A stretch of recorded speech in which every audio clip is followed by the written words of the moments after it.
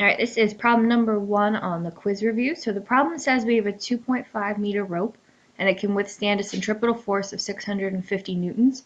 Rope is swung in a horizontal circle at a speed of 15 meters per second. What's the maximum mass that can be attached without snapping it? So we have all of this information. We have a length, which is 2.5 meters.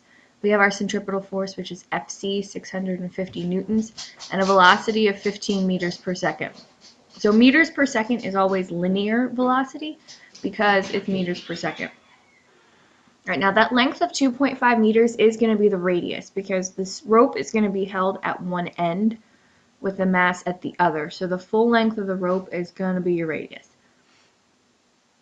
And like I said, meters per second is going to be linear speed. So anytime you see a value for speed that's in regular distance, like meters, kilometers, over time, that's going to be linear, not angular.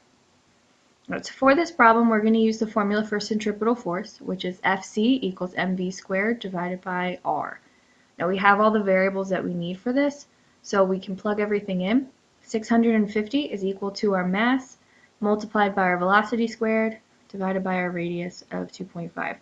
So we go through, move that around, so we're going to end up with 1625 is equal to 225 times m, and that's going to give us what our value is for the mass. So you multiply both sides by 2.5 to cancel out the denominator, and you're going to be left with this equation. You get a value for mass of 7.2 kilograms.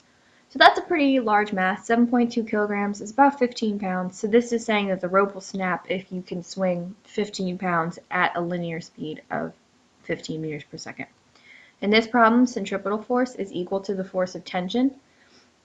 So that means that the force that's pulling it inward is equal to the force of tension in the rope, which is caused by that mass pulling it backwards. So again, our total answer is 7.2 kilograms for this, using the centripetal force formula.